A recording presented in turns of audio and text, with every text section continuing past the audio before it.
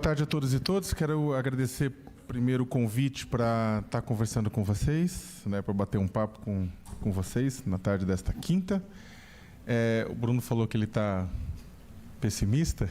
Não, você está otimista. Pessimista, você vai ver que estou eu. Você está olhando... Eu vi a tua apresentação e falei, nossa, que otimismo do Bruno. Eu falei assim, algumas coisas. Eu falei assim, velho, eu até cortei umas coisas que eu ia falar para ninguém sair chorando. Então... o pessoal da minha turma de alunos, assim, o Zé Arbex, jornalistas antigas, que é meu colega lá na PUC, ele fala assim, velho, você tem que tomar cuidado na sua primeira aula, né? Porque os alunos chegam e comentam com a gente, Sakamoto pode ser soturno, sabe? Eu falei, velho, na verdade não é que eu sou soturno, a vida me fez assim. A realidade não ajuda muito. Bem, boa tarde a todos e todas. Mas apesar disso, eu quero começar com dois causos, na verdade até para dar uma arejada e para tentar mostrar meu ponto, né? Então, você até contou do caso do Guga, eu reúno vários casos do Guga na minha vida pessoal há muitos anos, né? E eu trouxe dois para tentar modular a nossa conversa e a ideia de polarização e algumas ideias que eu quero apresentar. Em 2016, eu estava trabalhando, de repente começou a vir um monte de xingamentos. E eram xingamentos um tanto quanto... Não eram xingamentos normais, convencionais, porque parecia que minha avó tinha aberto a caixa de comentário e estava me xingando, sacripanta, fístula, viu, né? Essas coisas do pessoal que nasceu em 20 e pouco, 30 e pouco, usa com frequência. E aí eu falei assim, nossa, que pitoresco, né? E aí uma jornalista aqui de Minas Gerais entrou em contato comigo e falou assim, Sakamoto, você viu que você está numa capa de um jornal, que um jornal não é grande, mas tem um jornal que circula aí, chegou na redação, você está na capa falando umas coisas esquisitas, né? Aí eu falei, manda para mim. Ela mandou, né? Aí disse, no Brasil, um jornal que circula aqui, cientista político diz que aposentados são inúteis à sociedade. E para não ter dúvida que sou eu, está aqui eu. E para não ter dúvida que eu estou falando mal de aposentados, um casal de velhinhos caminhando em direção ao horizonte. Para quem faz aula de semiótica é ótimo. Japonês malvado manda velhinhos para o inferno. Ele sempre escolhe uma foto de merda. Eu tenho uma cabeça grande, e aí aqui pega um panetone, assim, bota aqui com cara de mal. Aí eu falei, velho, e dentro tinha uma entrevista de página inteira, pergunta e resposta, eu explicando por que aposentados deveriam ser reciclados no melhor estilo, o admirável mundo novo do Aldous Huxley, depois de uma certa idade. O problema é que eu nunca dei essa entrevista. E era pergunta e resposta. Isso, na verdade, como o jornal tinha site na internet, essa entrevista começou a rodar, a capa começou a rodar, começou a circular nas redes sociais, primeiro entre as redes do pessoal mais dos aposentados. Isso, na sequência, caiu nas redes de haters, né, na extrema-direita, e aqui o pessoal fez a festa. Circulou a tal ponto, né, que as próprias pessoas que são pontos focais da extrema-direita chegaram em público, algumas delas, e falaram, olha, a gente detesta o Sakamoto, mas ele não falou isso. E aí a resposta que eu vi, eu tenho printado isso, que eu escrevi até artigo sobre isso, falando, a resposta dos seguidores desse povo é, não importa, é o Sakamoto. Ou seja, o pessoal estava claramente, sabe que não é verdade, mas não importa. Porque o que importa é que aquilo é utilizado como arma, como instrumento, como munição na batalha digital, numa batalha digital. Aí, isso continua circulando loucamente, chegou até diretores de redação, diretores de agências de publicidade, pessoas intelectuais, pesquisadores, e aí o pessoal começou a postar nas redes sociais. Pesquisadores que me conhecem, eu nunca imaginei que Sakamoto seria capaz disso. Aí eu mandei de volta, mas eu não fui capaz disso. Mas está na internet. Eu falei, então tá, vou te mandar aquele meme de um tubarão com um rabo de gato, com pata de elefante, dizendo, acredita em tudo que está na internet, é verdade? Falou, Sakamoto, mas circulou, é um jornal e está na internet. Isso chegou a tal ponto que eu fui parado na rua por jovens em São Paulo, na tentativa de me bater. E eu tive que conversar com eles, muita conversa para não apanhar, né? No final das contas, eu acabei conseguindo um direito de resposta do jornal, né? Via UOL, um monte de gente... Não foi o UOL, foi outra advogada minha, assim, que eu tenho alguns advogados, né? E aí conseguimos um direito de resposta, que também não ajudou muito, né? Sakamoto não disse que aposentados são inúteis à sociedade. E novamente uma foto de merda. Dando like. Aqui, like. No esclarecimento junto disso, eles falam, não, a gente achou que era ele, a gente mandou um e-mail para um e-mail tal, que não é meu e-mail, falamos com uma assistente dele chamada Amélia, não conheço nenhuma Amélia, só da música.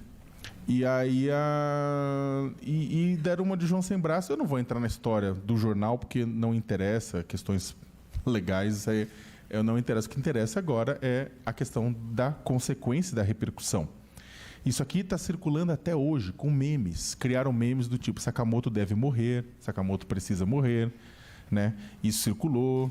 Pessoas do Acre, eu tive que fazer denúncia para o Ministério Público Federal, depois ir na polícia fazer BO, porque tive ameaça de morte séria. Ameaça de morte não séria, nós vamos te matar. Ah, tá bom. Ameaça de morte séria com endereço, com nome, ou dizendo como. Né? É muito louco quando as pessoas dizem como vão te matar. Não como vão te matar. Envolve mãe, envolve pai, envolve um monte de coisa. Então, isso que acontece aqui foi interessantíssimo, porque como a internet tem cauda longa, até isso aqui hoje está circulando. E continua circulando, e as pessoas continuam acreditando. E não importa quando você chega para as pessoas e diz não é verdade, as pessoas vão acreditar. Não importa que traga fato, não importa que Folha, Globo, um monte de veículos de comunicação vieram falar disso aqui. Não importa, as pessoas continuaram acreditando. Da mesma forma, que aí eu trago um segundo caso, para complementar, em 2015, eu estava fazendo uma verificação. Antigamente o Facebook tinha um programinha que permitia você ver o que as pessoas falavam de você na internet, mesmo que não tivesse te marcado. O Jean Willis falou, Sakamoto, eu já desinstalei. Se eu fosse você, desinstalava isso, porque isso aí vai te consumir mais tempo de análise do que você já paga. Porque é horrível. Ah, mas não é tão bom a gente saber o que as pessoas pensam da gente? Não, não é. Definitivamente. Não está mais disponível o programa, mas eram momentos muito, muito complicados. Só que aconteceu que eu comecei a ver muita reclamação e muita acusação de que eu estava ganhando milhões do PT para defender a Dilma. Eu falei assim, meus amigos do PT falaram, puta, a gente está te pagando mal, porque você só critica na época. E aí eu descobri, depois de começou isso a ser apropriado por outros blogueiros, outros colunistas, líderes da extrema-direita, começaram a comentar novamente, intelectuais, um monte de gente, nunca imaginei que Sakamoto ganharia milhões. Eu falei, porra, mas de onde está vindo? Aí um amigo falou assim, dá um Google no seu nome. Aí eu fui dar um Google no meu nome. E aí a primeira coisa que aparecia na época era um anúncio pago do... Opa, não foi? Foi, não voltou? Era um anúncio pago do Google, aqui, anúncio pago, ou seja, quando digitavam Sakamoto, Leonardo Sakamoto, etc. e tal, ia para um resultado dizendo Leonardo Sakamoto mente, e aí dentro ia para a Folha Política, que era uma página que reconhecidamente de veiculação de desinformação, notícias falsas e outros bichos, e dizendo que eu estava ganhando esse milhão por mês, sei lá, para defender o PT. Isso aqui começou a aparecer nas minhas buscas e variações do meu nome, do meu blog, dos lugares que eu trabalhava no Google, e começou a circular por conta disso. E isso aqui levou a situações complicadas. Eu fui cuspido na rua, eu apanhei. As pessoas falam, eu apanhei na rua, fui derrubado, recebi muitas ameaças de morte, tive que fazer denúncia também, todas essas coisas. E aí, com os advogados do UOL, a gente foi descobrir quem é que tinha botado isso, né? Quem é que tinha pago um anúncio? Uma coisa é divulgar notícias falsas, plantar aqui, mas pagar anúncio, né? Não é nem impulsionar. O Google está recebendo dinheiro oficialmente para difamar alguém. A gente pediu para o Google falou, infelizmente é triste, mas existe um sigilo fiscal. Eu falei, espera aí, vocês estão recebendo dinheiro para me fuder e não estão querendo dizer quem é? Né? Ai, Sakamoto, desculpa, mas são as regras. Aí a gente usou as regras, fomos na justiça. Né? Na segunda instância, na primeira não rolou, na segunda instância ganhamos a quebra do sigilo, descobrimos, aí pegamos os IPs de quem tinha entrado com o anúncio, aí quebra sigilo também de IP, que era tudo IP móvel, essa tragédia, né? IP fixo. E aí fomos atrás. Daí, pegamos toda a apuração, entregamos para a Folha de São Paulo, que terminou a apuração e divulgou. Eu achei melhor outros divulgarem, não a gente. E aí, tadã! Quem é que estava por trás? JBS Friboi. Né? Pelo menos todos os documentos que foram obtidos via quebra de sigilo mostrava que a empresa dos Batista, do Wesley, estava por trás. Eu não acho. A matéria é ótima. Quem quiser dar um Google depois, lê, aí está tudo aí. Quem quiser, porque é toda aquela coisa, pega toda informação baseada em algum, vai pegando fragmentos da realidade, né? A desinformação se baseia, ela é melhor, as matérias quando vão pegando fragmentos, viram que a ONG, que eu coordeno a Repórter Brasil, já teve no passado editais públicos ligados à educação, aí extrapolou valores, misturou com A, com B, com C, com D, e foi colocando até chegar que eu ganhava dinheiro público para manipular a internet em nome da Dilma. O fato é que o JBS negou, a JBS disse que não sabe o que aconteceu, apesar de estar os dados lá dela, né, tudo no Google. Só que isso aqui, até hoje também, é cauda longa, eu continuo apanhando por causa disso. Mesmo que toda a informação, mesmo que isso aqui tenha corrido e tenha chegado em muita gente, porque muitos jornalistas ficaram em pânico quando isso aconteceu, que falaram, aconteceu com você, pode acontecer comigo. Começaram a dar Google no nome, começaram a procurar, começaram a ir atrás, vários veículos de comunicação deram. Mesmo assim, as pessoas que tiveram acesso não acreditaram. E não acreditaram não só porque eram veículos que elas não gostavam, A, B ou C, mas porque, não é que elas não acreditaram, elas não deram o braço a torcer, porque para elas foi bom essa informação circulando, porque ela podia me atacar.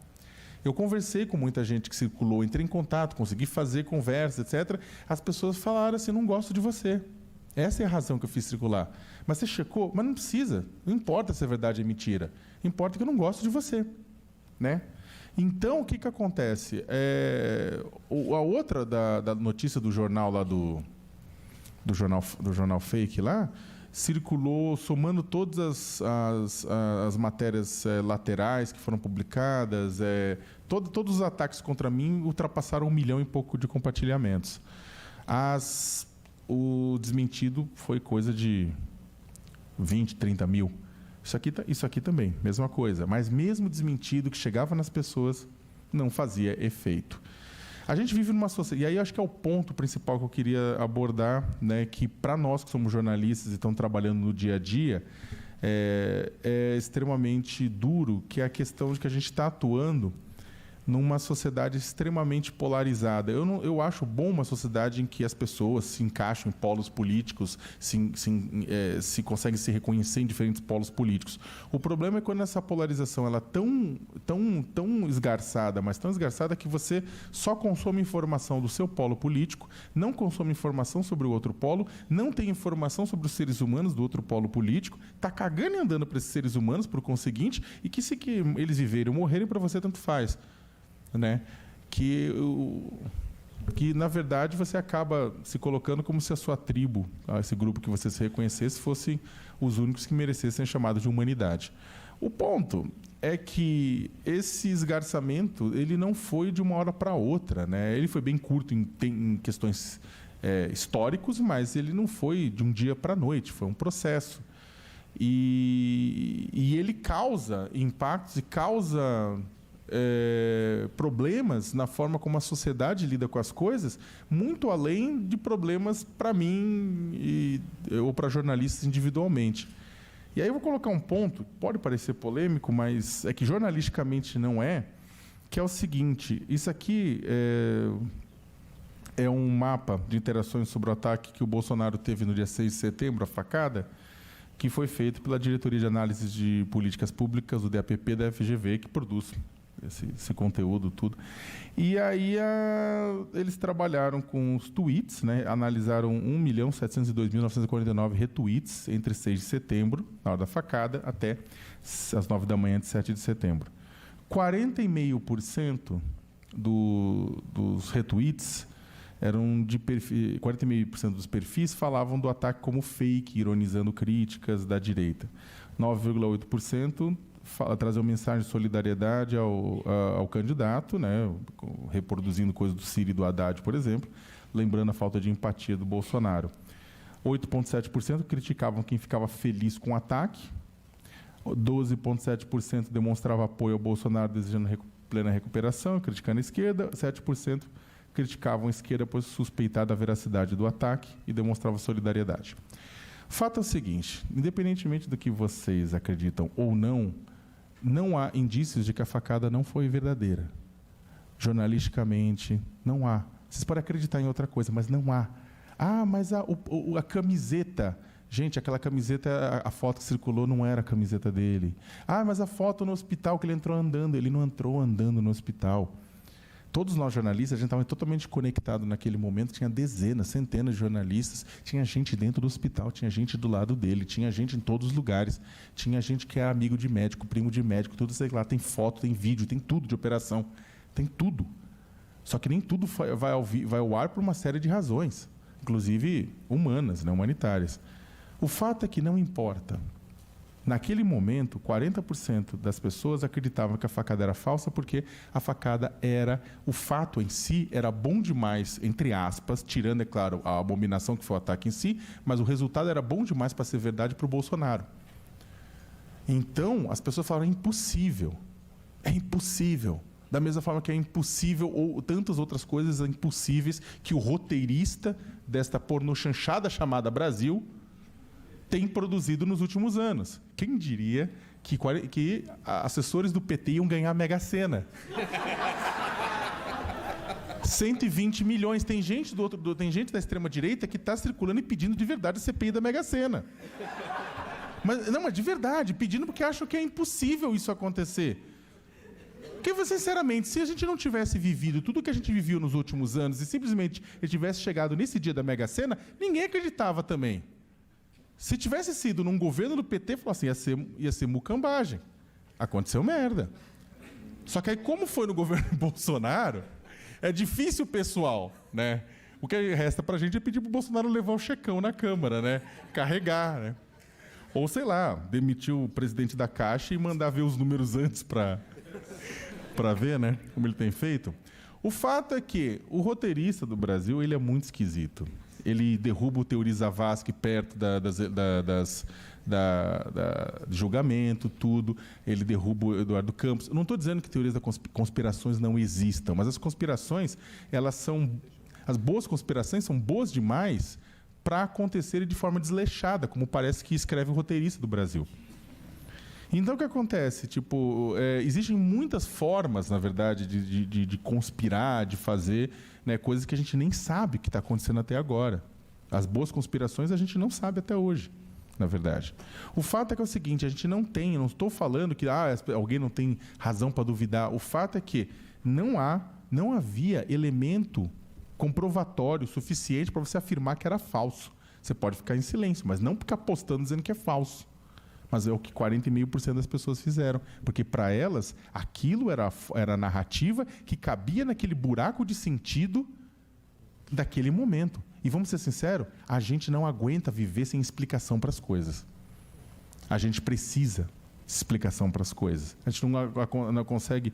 Eu poderia até ser bem filho da puta e falar que é assim que a gente criou Deus, na verdade. Mas eu não vou falar isso, porque se tem gente que teve que acreditar em Deus aqui, não vou falar nada, né? Mas, né, nessa hora levanta metade e vai embora, né? Mas o fato é que isso aqui também é fruto de uma... Olha que situação, fruto de uma sociedade polarizada que não consegue estabelecer pontos com o outro lado, que não consegue observar o outro lado, que não consegue, na verdade, dar ao outro lado o benefício da dúvida, na verdade, porque acha que tudo o que acontece é contra o seu ponto de vista ou para fuder a gente especificamente. Isso aqui está meio zoado aqui, o 2013. Isso aqui foi produzido pelo Monitor do Debate Político, o meio digital, do Pablo Hortelado e do Márcio Moreto, lá na Universidade de São Paulo, né, no curso de Políticas Públicas. Isso aqui, o outro era tweet, isso aí é Facebook, né? As bolinhas são clusters de página, né? Os fiozinhos, está bem claro, na verdade, aqui, mas os fiozinhos são grupos de pessoas que acessam os dois clusters de página ao mesmo tempo. Eu estou falando de forma bem rastaquela, para que a gente não tenha muito tempo. O que importa aqui é o seguinte: as páginas do Facebook, à esquerda e à direita, entre Estado, políticos e sociedade civil, estavam em 2013 relativamente conectadas, relativamente próximas, né? A proximidade desses grupos aqui, física, ela tem a ver com a proximidade também da quantidade de trocas, o número de pessoas que acessam os dois lados ao mesmo tempo, né? Acessam, digamos, curtem, né, os dois conteúdos ao mesmo tempo. Olha que interessante, aqui tem principalmente esse em roxo, principalmente o grupo ligado a movimentos feministas aqui atrás. E olha a proximidade deles com grupos ligados ao movimento de combate à corrupção. Vocês conseguem imaginar isso hoje? Mas em 2013 estava, né? E aqui tem uma proximidade, tudo. O que acontece? Você começa a esgarçar a partir de 2013, a gente pode até depois discutir por quê, mas também não vou entrar no mérito. O fato é que em 2014 você já tem o distanciamento, né, por conta do período eleitoral. Aqui você tem uma união, uma conexão maior entre sociedade civil e Estado dos dois grupos e começa a se separar, aqui a parte dos verdes, né, começa a separar os dois, até que a gente chega em 2016. Né? Que aí você tem a mesma coisa aqui, separado, né? Teve que diminuir, o Pablo falou que diminuiu o tamanho, porque se manter o mesmo tamanho tem que ser um negócio muito gigante, né? Mas olha como esgarçou, olha como separou os processos, né? Os grupos nisso. Essa separação significa um monte de coisa, um monte de problema, né? Inclusive a dificuldade de sentir empatia pelo outro lado, né? Isso é uma coisa totalmente brasileira. Isso aqui é os Estados Unidos em 2017. Né? Republicanos, democratas, né? Então, ou seja, 2017, lembrando que foi da eleição do Coisa. O ponto é o seguinte: a gente não tem como vencer essa batalha sem a gente reduzir essa maluquice aí atrás. Né? É natural que as pessoas estejam em polos diferentes, é natural que as pessoas tenham opiniões diferentes e se coloquem de formas diferentes. O problema é que a gente não pode chegar no ponto, no limite, de que a gente não conheça nem reconhecer o adversário como simplesmente um adversário do ponto de vista político ou social, a gente encare ele como inimigo devido à falta de informação sobre ele. Ou, pior, a gente não consegue debater sobre o mesmo tema. Isso aqui é um problema porque cada lado vai ter vai considerar a agenda pública de uma forma diferente. A imprensa, numa sociedade liberal democrática, para bem ou para mal, ela cuida da agenda setting. A gente cuida, em grande ponto, da agenda pública, o que é isso dá um monte de merda, tá? Eu sei. Não estou salvando o lado do jornalista. Mas, pelo menos, você tinha, até um tempo atrás, uma agenda colocada. Você tinha grupos, pelo PT, PSDB, né, o pessoal entre essas oposições, debatendo, movimentos sociais tentando levar informações para dentro dessa agenda, tentando entrar nessa agenda. O que acontece é que uma parte da extrema-direita, que estava relativamente em silêncio desde a ditadura militar, né, porque a ditadura foi de direita, né, então é claro que ela sai derrotada, de certa forma, vitoriosa em muitos sentidos, mas derrotada no debate público, e ela retoma e ela coloca em questão e coloca em xeque esse estabelecimento dessa agenda pública. Espera aí, a gente não decidiu que a agenda pública seria essa. Não é os direitos humanos. Porque, vamos ser sinceros, em 2013 a discussão era: a gente vai ampliar o direito ao aborto ou a gente vai manter o direito ao aborto? Agora a discussão é: o aborto é um direito? Que se coloca. Você muda o foco da agenda pública, inclusive, né? Por quê? Porque atores que estavam fora decidem dizer que não concordavam. Só que, ao mesmo tempo, com o esgarçamento dessas posições, a gente tem uma situação muito complicada, porque cada um coloca o seu ponto, fala só: minha agenda é essa, na sociedade, e aí? Como é que você troca? Como é que você discute? Como é que você debate uma agenda que não é única? Bem pelo contrário, quando cada um coloca a sua agenda em pauta, ao invés de você fazer uma discussão que pode ser minimamente construtiva, concordo muito com o Bruno, não existe aquela coisa de debate público civilizado, né? Mas pelo menos você tinha alguma coisa, tipo, pelo menos conseguir aprovar, sabe? Um mínimo denominador. Agora você não consegue, na verdade, porque qualquer um que coloque sua pauta é atacado pelo outro lado de forma nua e crua. Isso aqui, para reduzir essa situação aqui, que hoje está pior, segundo o Pablo, ele queria gerar os dados, vai depender de dados do Facebook também. Ele tem, né? Ele tem acesso, mas ele precisa gerar. O fato é que é o seguinte: para você reduzir isso aqui, o caminho mais rápido é que as lideranças sociais, políticas e econômicas que ajudaram a levar a gente a essa situação, elas atuem para voltar atrás. As lideranças sociais, políticas e econômicas que ajudaram a esgarçar o debate público nesse sentido, eles teriam que atuar para parar, pelo menos, para que o negócio vá voltando, pelo menos, para um ponto mais civilizado. Nada indica que vai acontecer à direita e à esquerda. Não vai. Alguém imagina o Bolsonaro fazendo isso? Não, não imagina. Mas vamos colocar do outro lado. Alguém imagina o Lula fazendo isso? Neste momento, está preso, né? Tem toda a discussão sobre isso, depois a gente pode até discutir, mas também não. Não vai fazer. Não vai fazer. Neste momento, não vai. Não vai. Eu não imagino, não consigo imaginar que isso aconteça. As eleições de 2020 e 2022 vão ser feitas numa situação de polarização, outra polarização política, pior ainda do que a eleição de 2018. Não é que as coisas vão melhorar, vão piorar. Tá vendo? Pessimismo. Né? Vão piorar. Não vão melhorar. A situação vai piorar. Não tem como melhorar. E somando com isso, campanhas de desinformação que utilizam inteligência artificial, que utilizam deepfake, que está cada vez mais barato, tecnologia de deepfake, inclusive, vai ser um caos. Vai ser um caos. Né? Eu acho que a discussão é muito semelhante à discussão que a gente trava sobre mudanças climáticas. Todo mundo, precisamos evitar. Não evitar o quê? Já era. Mudança climática vai acontecer. A pergunta é se a gente vai ser tostado ou vão ser só cozido. Mas não é. Eu conheço com o pessoal que cuida do relógio do fim do mundo, que é aquele reloginho simbólico que fica dizendo quantos minutos falta para o apocalipse. Estamos a 2 minutos, né, do apocalipse. Que é ao mesmo tempo, se não me falha a memória, que teve na crise da Baía dos Porcos em Cuba. Né, 2 minutos para o apocalipse. Guerra atômica nuclear. Tudo. A gente está numa situação extremamente complexa. A nossa geração, como diria o secretário-geral, acho que foi o secretário-geral da ONU, é a última que é capaz de fazer alguma coisa para diminuir os impactos, mas é a primeira que já vai sentir os impactos, independentemente disso. A gente está fodido, a gente vai sentir esses impactos. Eu acho particularmente que, de certa forma, como alguns cientistas do reloginho falam, a gente só vai se mexer quando a água bater na bunda, literalmente, ou bater na canela. Quando subir o nível dos oceanos, começar a ter crise, quando faltar água, estão achando que está seco, vocês não viram nada. A água de Minas Gerais, parte de Minas Gerais, de São Paulo, depende do fluxo da água que vem do Amazonas, dos rios voadores do professor Carlos Nobre, da umidade que vem de lá. Acabar lá, já era aqui. Vai ficar inabitável como outros lugares do nosso paralelo, Namíbia, interior da Austrália, Atacama. O que acontece é o seguinte, é claro que a gente tem e aí caminhando para o fim, para um ponto que acho que... É claro que, tanto para a questão de mudanças climáticas, quanto para a questão do sistema de desinformação, a gente vai, talvez a gente só consiga alterar o curso das coisas quando a gente andar à beira do abismo.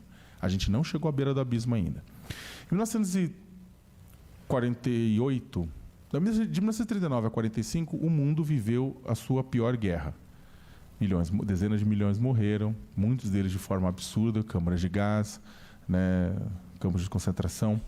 Em 1948, o mundo conseguiu, 13 anos depois, se sentar e produzir o nosso melhor documento desde então, que foi a Declaração Universal dos Direitos Humanos, proclamada pela Assembleia Geral das Nações Unidas em 10 de dezembro de 1948.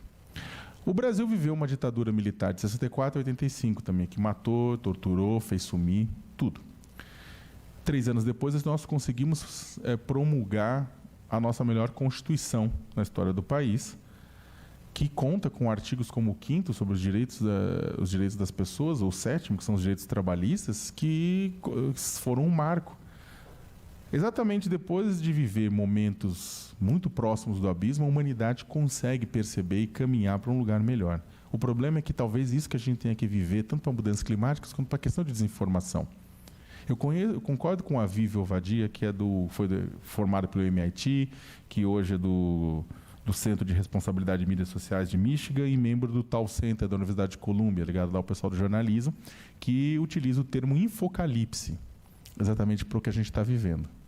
E eu acho que a gente caminha para isso. E esse infocalipse vai foder a democracia, não só no Brasil, como em outros lugares. Não fodeu ainda? Não, ainda não. Mas vai. E eu acho. Por isso que eu estou falando que meu otimismo passa longe.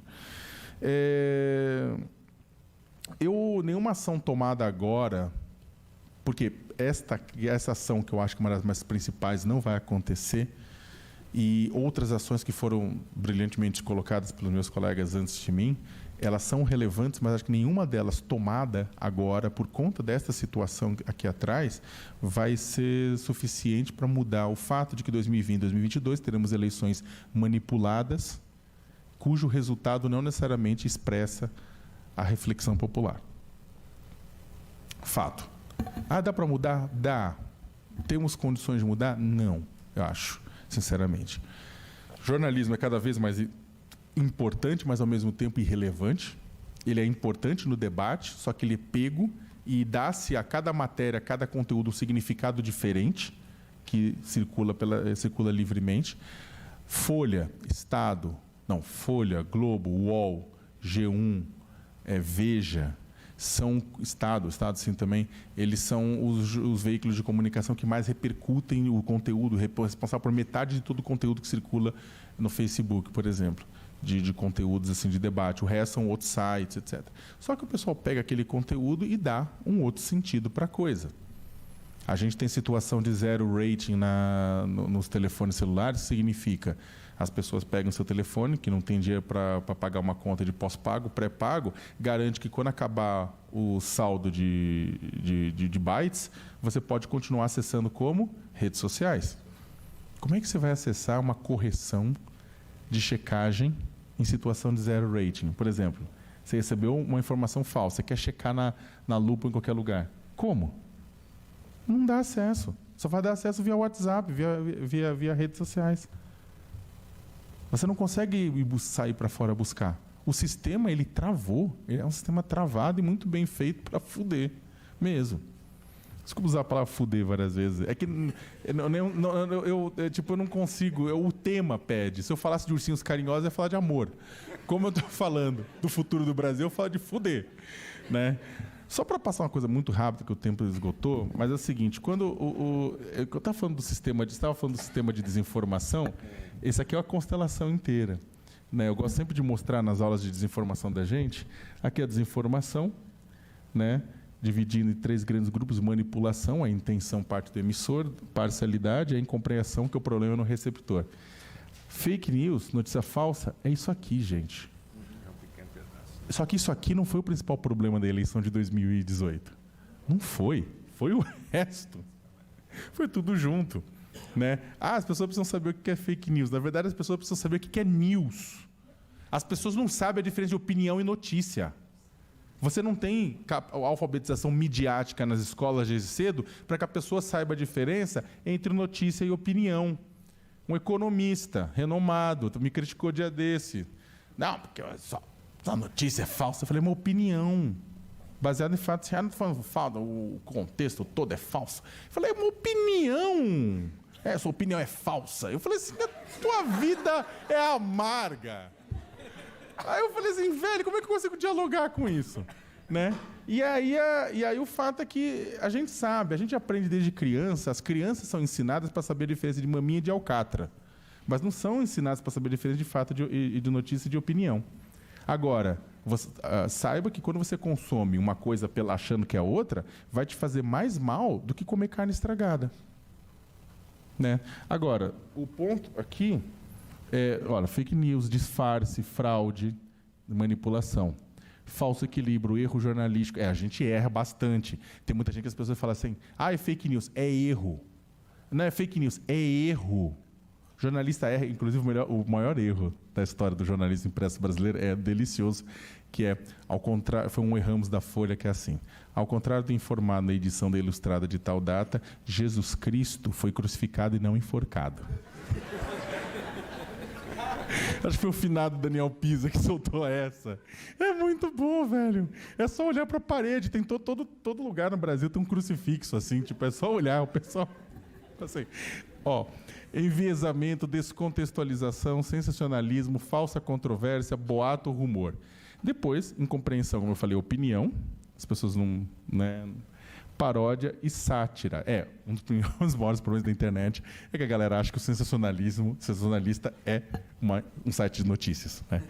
E leva a sério mesmo, na verdade. Tem circulando uma paródia de um outro de direita, Sakamoto teve o Porsche assaltado em São Paulo, né? Eu não tenho Porsche, lógico.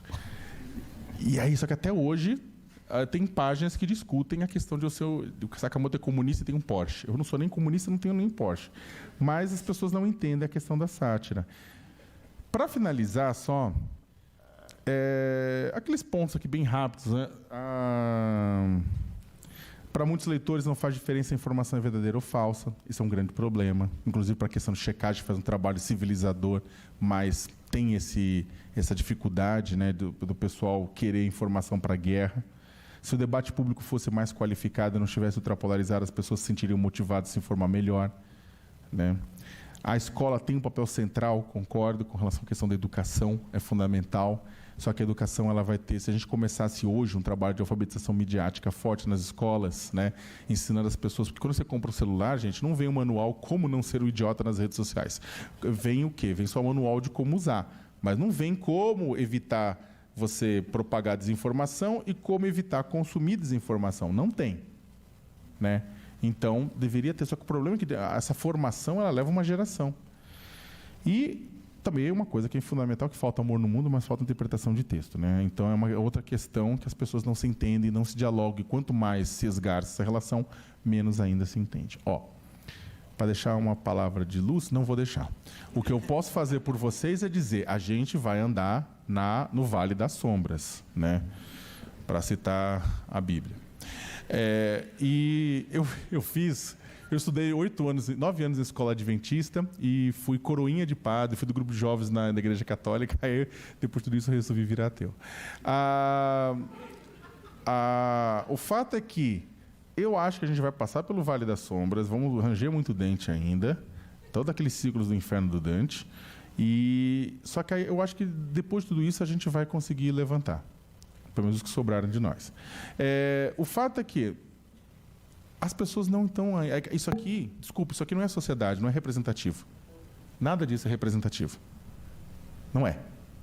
Esse não é um problema. O problema atual da sociedade são 12,6 milhões de desempregados, 26 milhões de subempregados. Esse é o problema real da sociedade hoje, né? Ou os dezenas de milhares de mortes que ainda acontecem apesar da redução, né?